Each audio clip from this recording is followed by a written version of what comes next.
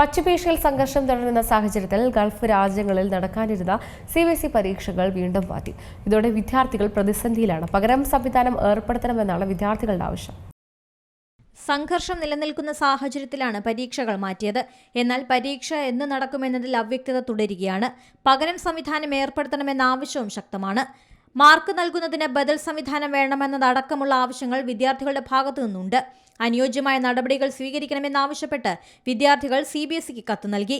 Gulf രാജ്യങ്ങളിൽ നടക്കാനിരിക്കുന്ന CBSE 12ാം class പരീക്ഷകൾ ഇന്നലെ വീണ്ടും മാറ്റി. ഈ മാസം 12 മുതൽ 16 വരെ നടത്താൻ നിശ്ചയിച്ചിരുന്ന പരീക്ഷകളാണ് നീട്ടിയത്. മേഖലയിൽ സംഘർഷം കടുക്കുന്ന സാഹചര്യത്തിൽ വിദ്യാർത്ഥികളുടെയും അധ്യാപകരുടെയും സുരക്ഷ മുൻനിർത്തിയാണ് തീരുമാനം. പരീക്ഷകളുടെ പുതുക്കിയ തീയതികൾ പിന്നീട് ഔദ്യോഗികമായി അറിയിക്കുമെന്നാണ് വിവരം.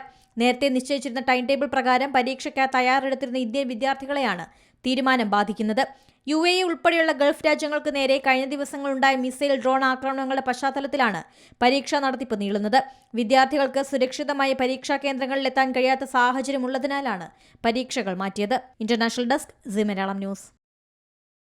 ഏറ്റവും പുതിയ വാർത്തകളും വിശേഷങ്ങളും വിരൽത്തുമ്പിലറിയാൻ സീ മലയാളം ന്യൂസ് എല്ലാ ഡിജിറ്റൽ പ്ലാറ്റ്ഫോമുകളിലും ലഭ്യം.